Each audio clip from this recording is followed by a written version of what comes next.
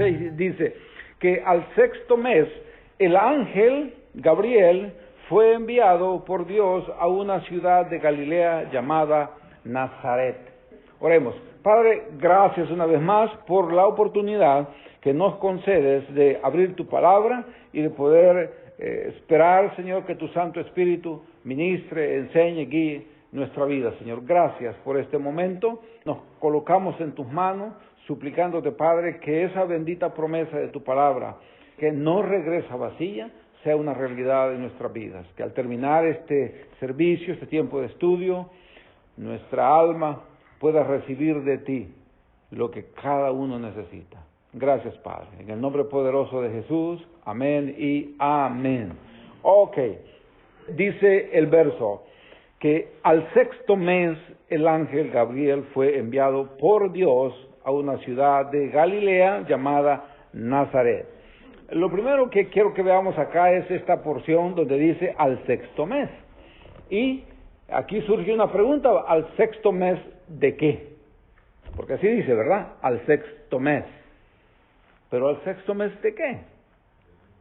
Entonces, siempre que se habla de esta porción, siempre, literalmente siempre, que se habla de esta porción, se hace una conclusión automática, generalizada, que se parte del hecho de que en el verso anterior, pues Elizabeth está 5 meses escondida, recluida en su casa. Entonces parte de ahí para decir algo que parece lógico, que ella, o que la expresión esta al sexto mes, pues se refiere al sexto mes de su embarazo, ¿verdad?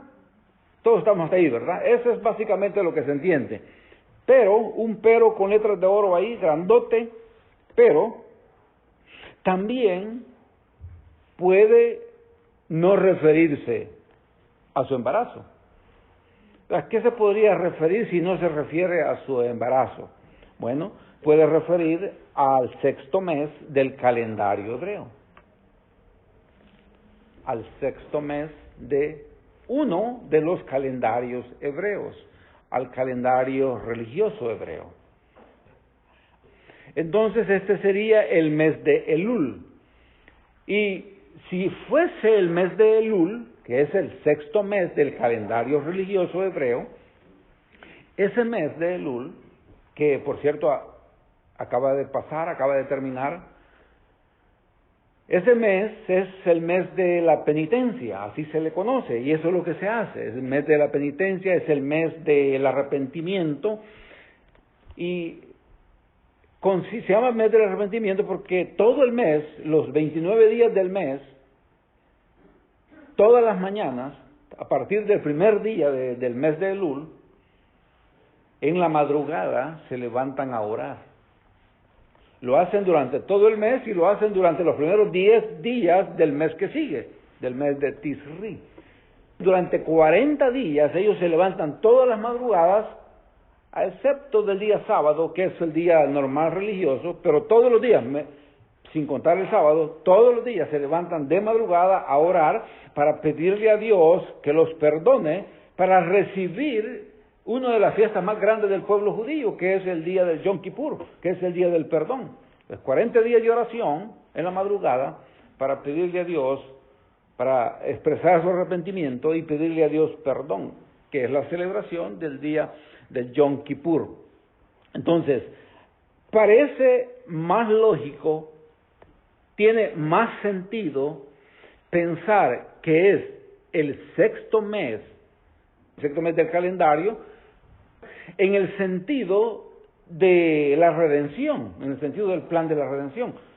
Es más lógico, tiene más sentido que se refiera al mes del calendario y no al mes del embarazo, ¿verdad? Si se refiere al mes del calendario, que expresa el arrepentimiento, pues la llegada del Mesías sería, en ese momento está quedando encinta María, y con el propósito de que las personas puedan arrepentirse y puedan volverse a Dios. Eso sería, ahora eso tiene ciertas implicaciones que van a destruir un poquito o desarman un poquito lo que nosotros siempre pensamos, o lo que siempre se nos ha enseñado.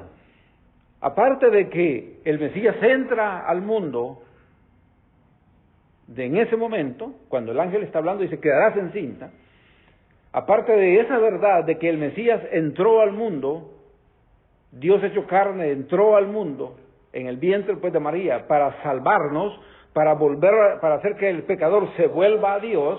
Aparte de eso, tiene otra implicación que es la que desarma mucho la forma cultural. Porque si eso fuese así, entonces nosotros sí sabemos cuándo nació el Mesías. Y no nació el 25 de diciembre, no nació el 24, no nació en diciembre. Porque partiríamos de ahí para contar.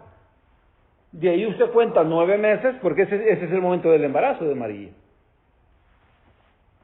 que sería en el mes de Elul, de acuerdo a esto que estoy explicando. Si eso es cierto, es decir, si ese es el mes de Elul, entonces nuestro Señor nació alrededor de mayo. Entonces eso destruye un poquito la manera en que nosotros vemos o hemos visto siempre, porque todo el mundo dice, nosotros sabemos que Jesús no nació en diciembre, todo el mundo dice eso, pero no se sabe cuándo. Bueno, si esto es así, entonces sí se sabe. Y yo hago énfasis en que es el 6º mes del calendario religioso, porque existen otros calendarios judíos. El civil, por ejemplo, este no sería el 6º mes, sería el primer mes. Entonces este sería el primer mes, habría que contar 6 meses y después contar 9, alrededor de mayo. ¿Ok? Más adelante vamos a hablar de esto otro poquito, ¿ok? Pero no quiero desarmar lo que usted siempre ha creído, pero que sí quiero que le ponga atención a esta expresión, al 6º mes. Eso no dice que se refiera al embarazo, más bien se refiere al 6º mes del calendario hebreo. Después vamos a ver la diferencia. ¿Ok? Después de eso, dice el texto, dice que fue enviado a una ciudad de Galilea y menciona otra ciudad que es Nazaret. ¿Ok? Estas dos ciudades son importantes, porque Galilea significa como desenrollar o desenvolver, se refiere a como un pergamino cuando es tirado así, que se va desenvolviendo, desenrollando. Ese es básicamente lo que significa la palabra Galilea, el nombre de Galilea, y el otro es Nazaret, que significa guardar o proteger. Entonces, si nosotros ponemos los dos significados de las dos ciudades juntas, entonces tenemos a Dios revelando, que es Galilea, y protegiendo, que es Nazaret, por medio de la llegada del Mesías. El entender esto en base a los significados de los nombres de las ciudades, Dios revelando y protegiendo por medio de la llegada de nuestro Señor Jesucristo. Sigamos, verso 27. Verso 27 dice que a una virgen desposada con un varón que se llamaba José, de la casa de David, y el nombre de la virgen era María. Entonces, comencemos por la palabra aquí que llama la atención, el inicio, que dice una virgen.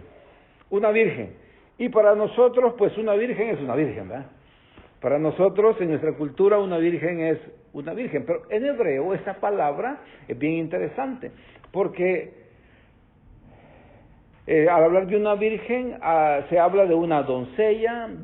Una doncella es el equivalente a una virgen, ¿verdad? Pero también es el equivalente a una mujer joven en su tiempo de casarse.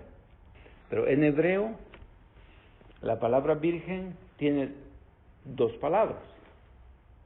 Una palabra de ellas es alma, y esa palabra alma se refiere a una virgen por presunción. ¿Qué es una virgen por presunción?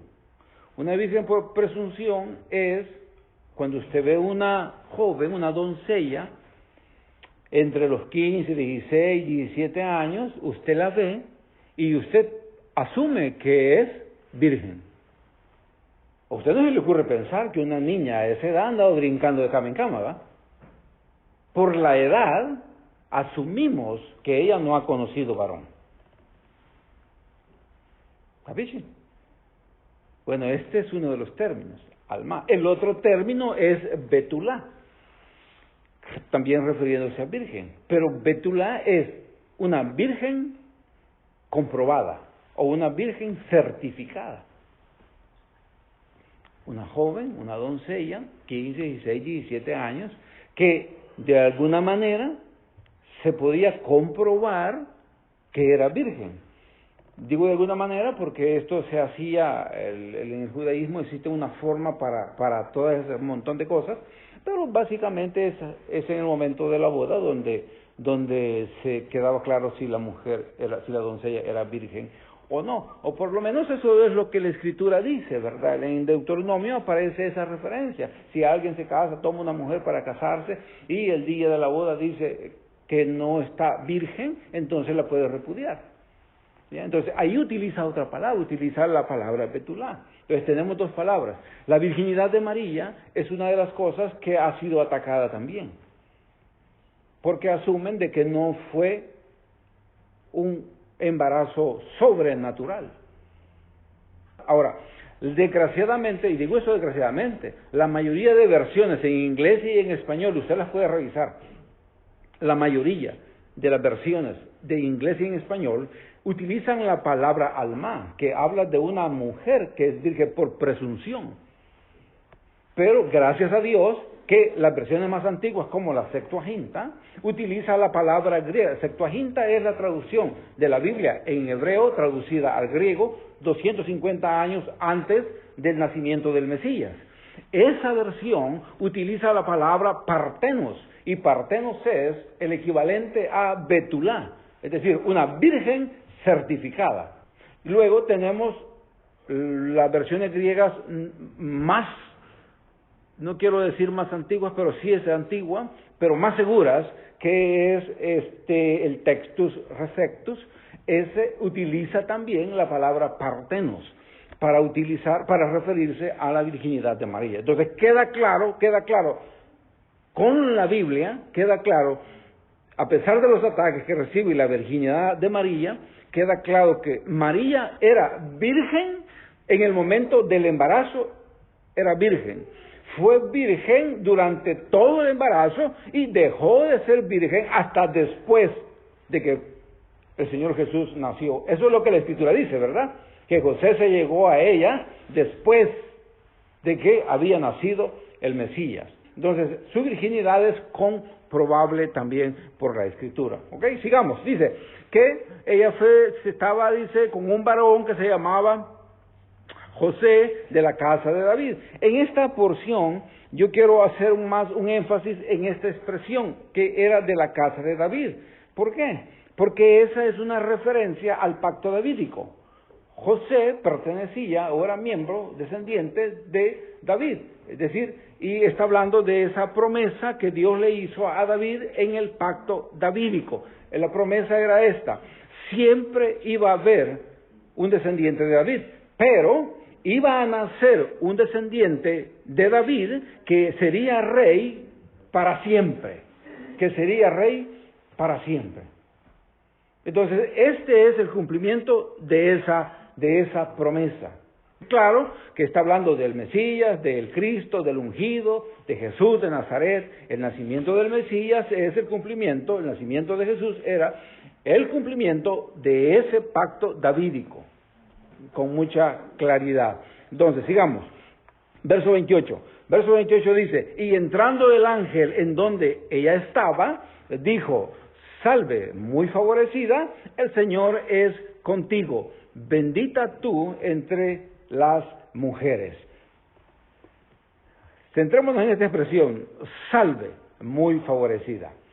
Entonces es importante aquí esta palabra muy favorecida, que también, desafortunadamente, la mayoría de Biblias traducen esta palabra muy favorecida de la palabra charito. Charito es la palabra que aparece aquí, griega, charito. Pero charito significa literalmente lleno de gracia. Si siempre se tradujera la palabra charito, siempre se tradujera como llena de gracia, entonces nosotros entenderíamos, nos dice: salve, llena de gracia. Es decir, es únicamente a través de la gracia que se puede establecer una relación con Dios, que eso es lo que estaba pasando en María. Si no hubiese sido la acción de la gracia de Dios sobre María, sobre esta doncella, sobre esta virgen, entonces ella no podía ser un instrumento en las manos de Dios. Es únicamente, y este es un principio para la vida cristiana, es únicamente a través de la gracia de Dios que seres humanos pecadores, como lo era María también, podemos tener una comunión con Dios. Es únicamente a través de la gracia. Entonces, dice, el Señor estaba con ella, el Señor es contigo, eso es la gracia.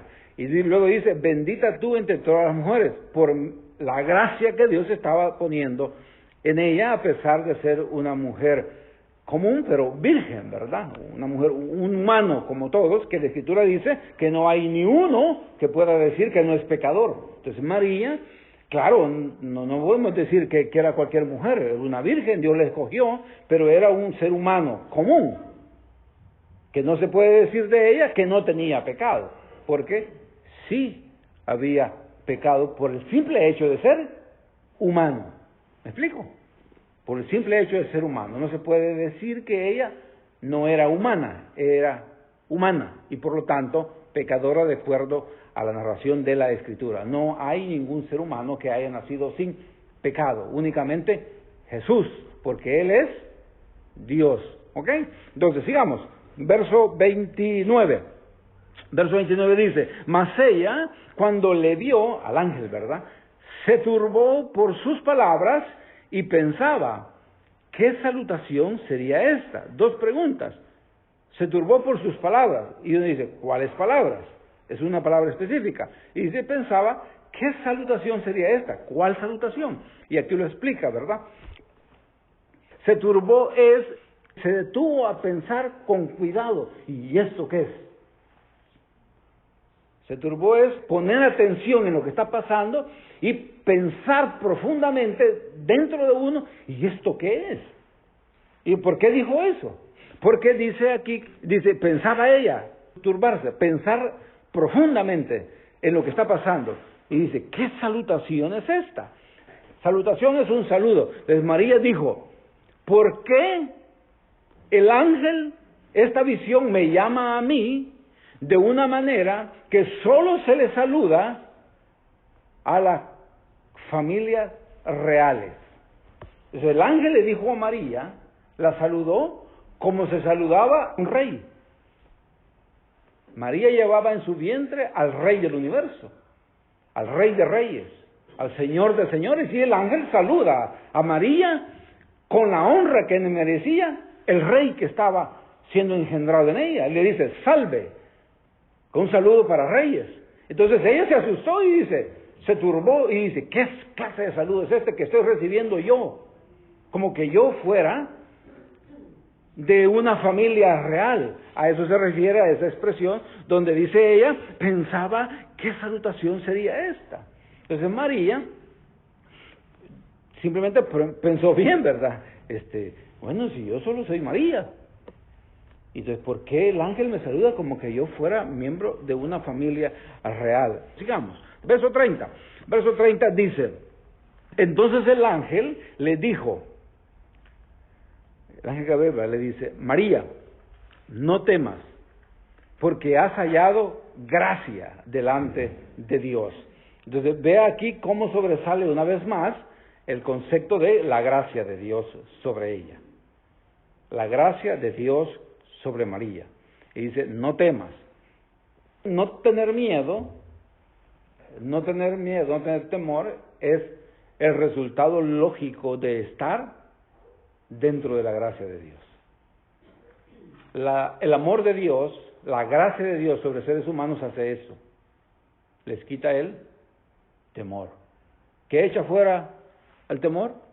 El amor de Dios. Entonces María está experimentando eso. Entonces, solo cuando la gracia se está moviendo en nuestra vida, entonces es que no solo espantamos el temor, desaparece el temor, pero también suceden milagros, que es lo que está pasando ahí en la vida de ella, porque toda ella está envuelta en la gracia de Dios. Dice el verso 31, y ahora concibirás, aquí está el milagro, y ahora en ese momento dice, concibirás en tu vientre y darás a luz un hijo y llamarás su nombre Jesús.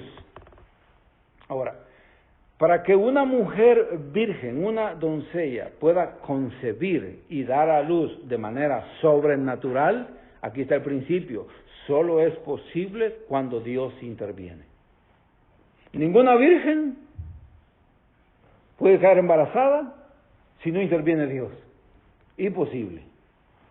Pero Dios intervino aquí y entonces hace posible el milagro, que una virgen quede embarazada, conciba y dé a luz de una manera sobrenatural.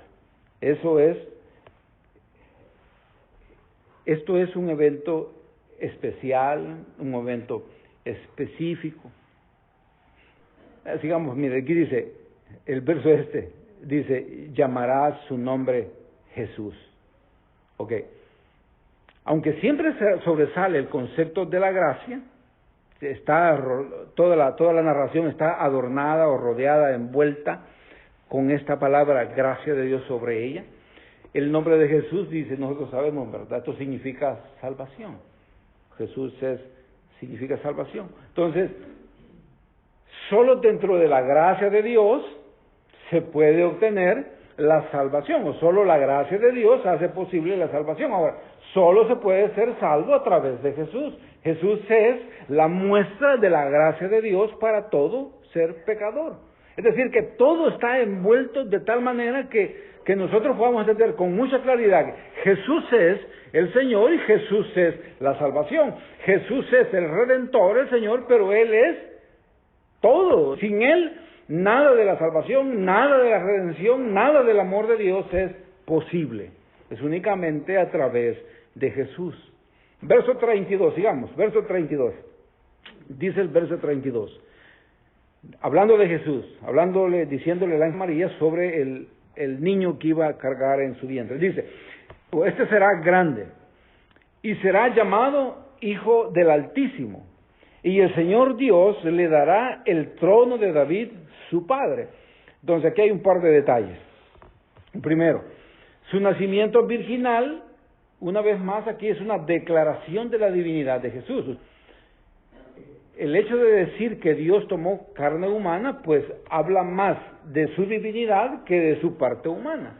Entonces, el nacimiento virginal de Jesús habla de la divinidad del Señor. Dios tomó, esto es lo que sabemos, Dios tomó forma humana para habitar entre nosotros. ¿Por qué? Porque de esa manera nosotros podemos experimentar la salvación, podemos experimentar la redención a través de Jesús, porque Jesús vino a mostrarnos al Padre y Jesús vino a desarrollar el plan de la redención. Pero dice la Escritura que el Verbo se hizo carne, es decir, Dios se hizo carne y habitó entre nosotros. Jesús es Dios. Y aquí está otra vez más, mire, dice el Señor Dios le dará el trono de David, su padre. Esta es otra declaración del cumplimiento del pacto davídico. Y literalmente dice así, ¿verdad? Dice, le dará el trono de David, su padre. Jesús es el cumplimiento. Siempre que hablamos de Jesús, uno debe tener un gran cuidado. Yo he explicado esto en otras ocasiones, pero siempre que hablamos de Jesús debemos de tener un gran cuidado de Jesús fue engendrado, pero no fue creado. Son dos cosas diferentes. No debemos de pensar en Jesús como un ser creado, sino como engendrado. Si usted piensa en Jesús como un ser creado, usted le está quitando la divinidad a Cristo. ¿Ok? Entonces, cuando nosotros hablamos de Jesús, hablamos del Hijo eterno de Dios. Y cuando hablamos del Hijo eterno de Dios, hablamos del Hijo que coexiste con el Padre desde la eternidad pasada. Es decir, no tiene inicio, no tiene final. Eso es Jesús. Entonces hay que quitarnos, cuando hablamos del nacimiento del Mesías, debemos de quitarnos esa idea de que Él fue creado. La Escritura dice que fue engendrado, y eso es diferente a creado. ¿Ok? Sigamos entonces. Entonces dice, verso 33. Bueno, Jesús es llamado el Hijo de David porque es el cumplimiento del pacto davídico. Ahí está, en lo que estábamos, verso 32. Verso 33 dice, y reinará sobre la casa de Jacob para siempre, y su reino no tendrá fin. Para siempre y no tendrá fin, las dos expresiones son expresiones que señalan el carácter eterno de Jesús. No tendrá fin y para siempre expresan que Él es rey de un reino eterno, por tanto Él es un rey eterno. Son expresiones, repito, que expresan la eternidad, el concepto de eternidad en la vida de nuestro Señor Jesucristo. Luego dice, verso 34, entonces María dijo al ángel, dice, ¿cómo será esto? Pues no conozco varón. Ahora, esta expresión, ¿cómo será esto? A primera vista da la impresión que está haciendo lo mismo que Zacarías, pero es diferente. María, a diferencia de Zacarías, confió en que Dios haría lo que estaba diciendo. ¿Cómo vemos eso? ¿Cómo se aclara esto? Porque María lo que dice es, ¿cómo será esto? ¿Cómo será esto? Es decir, asiente o dice, ¿cómo es que el Señor lo va a hacer? En el sentido de, ok, el Señor puede hacer eso. Pero Zacarías, él lo que dijo fue, ¿cómo puede ocurrir esto? Es diferente. Zacarías dijo, no, ¿cómo puede ocurrir esto si yo soy viejo? Vea, ya había una duda en Zacarías, pero en María no pasa eso. María dice, ¿cómo será esto? Es simplemente, el asunto es, confío en que Dios lo va a hacer. Entonces, ella hace una pregunta lógica, porque cualquier mujer sin una vida sexual es imposible que pueda embarazarse y dar a luz. Su pregunta es lógica. También su pregunta asegura su virginidad. Y yo nunca he tenido hombre. Ella está dando un testimonio de que era virgen, en la misma expresión que ella dice. Ok, verso 35. Verso 35 dice, respondiendo el ángel le dijo, el Espíritu Santo vendrá sobre ti y el poder del Altísimo te cubrirá con su sombra. Por lo cual también el santo ser que nacerá será llamado Hijo de Dios. Dice, será santo. Y uno debe entender que esta palabra santo significa apartado para Dios. Igual para nosotros. Dios nos santifica, lo que dice que Él nos aparta para Él. Entonces, aquí una vez más, Hijo de Dios es una referencia a su carácter divino. Jesús es divino, Hijo de Dios, su carácter divino. Verso 36. Verso 36 dice, y he aquí, tu parienta Elizabeth, o aquí vamos a reforzar una vez más el asunto del sexto mes. Mire, dice, verso 36 dice, he aquí, tu parienta Elizabeth, ella también ha concebido hijo en su vejez, y este es el sexto mes para ella. Mire, aquí está bien claro. Aquí dice, y este es el sexto mes para ella, la que llamaban estéril. Entonces, aquí hay la aclaración del verso 26.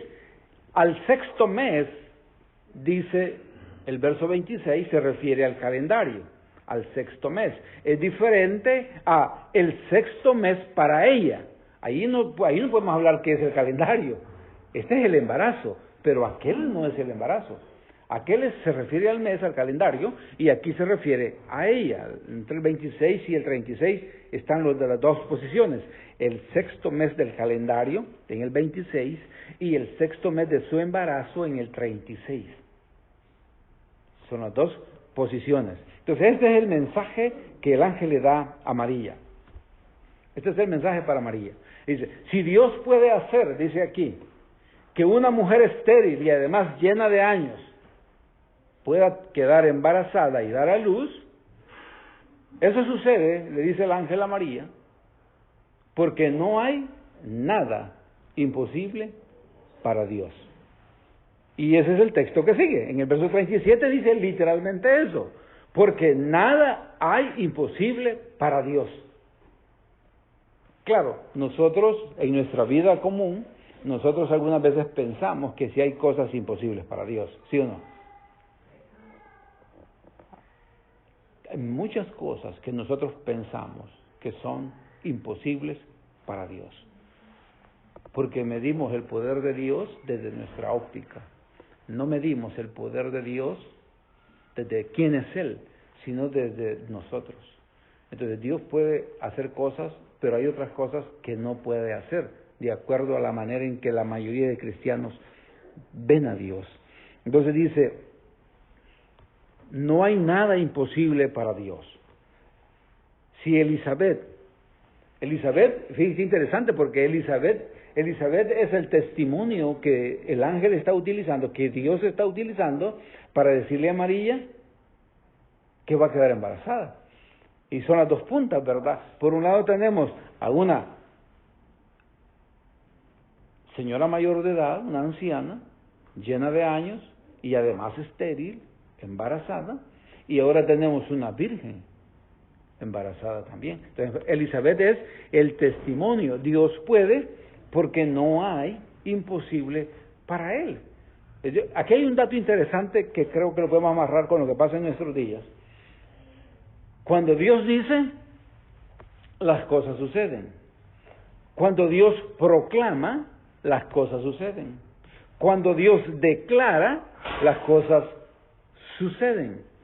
Dios y su palabra son lo único que tienen poder para declarar, para proclamar y que las cosas sucedan. Solo Él, solo su palabra y solo Dios. Entonces, escuche bien esto, por favor.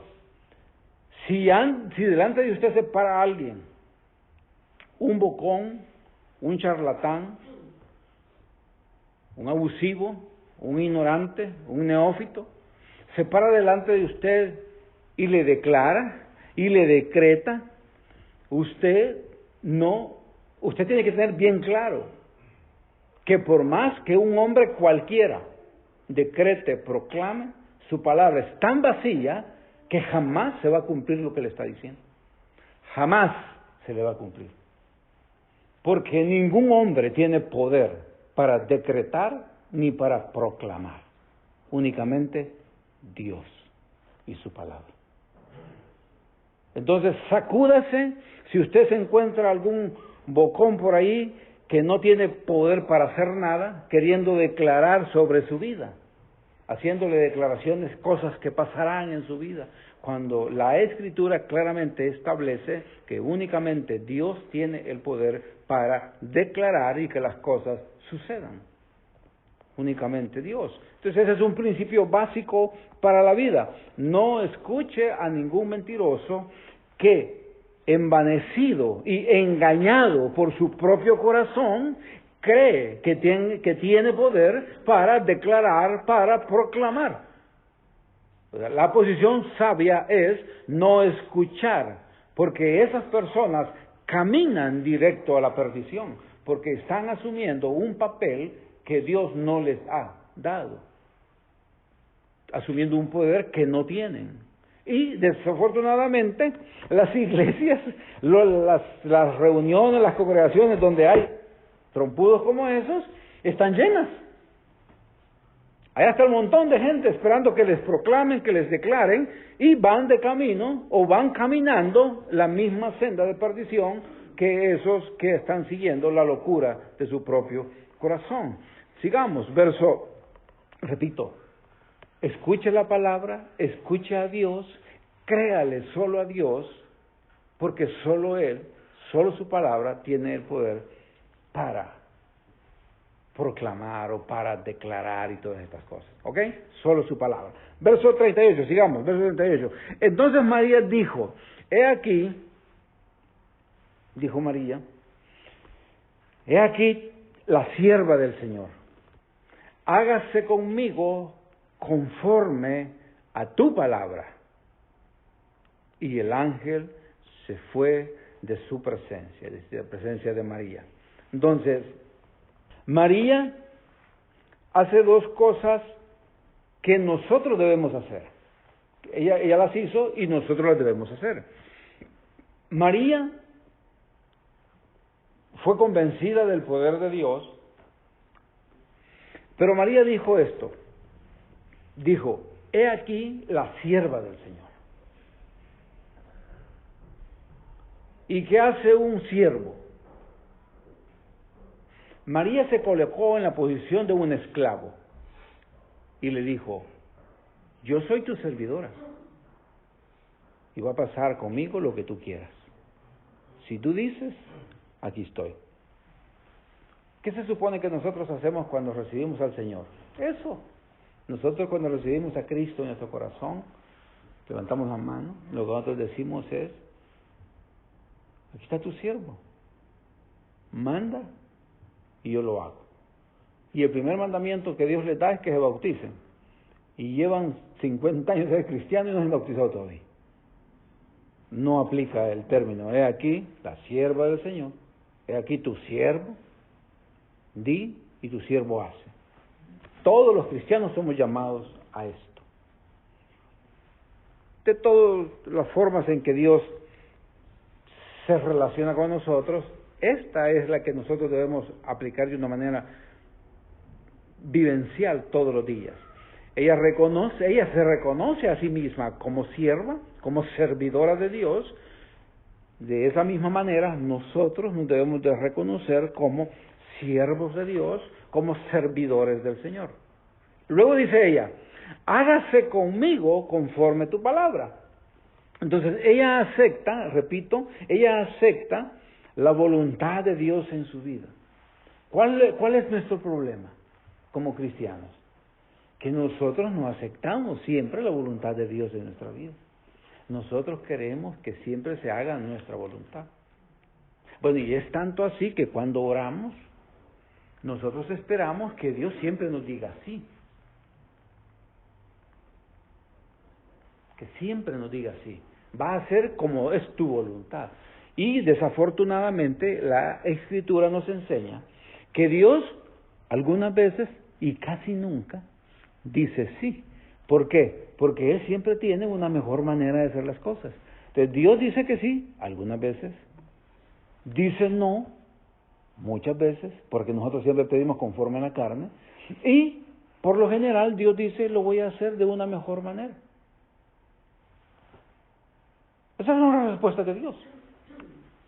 Nuestra posición debe ser esta: dejar que la palabra obre en nuestra vida, tanto que seamos capaces de pedirle a Él sabiduría para entender su voluntad en nuestra vida y que nuestro corazón pueda descansar tranquilo en que pase lo que pase, es mejor que mi plan.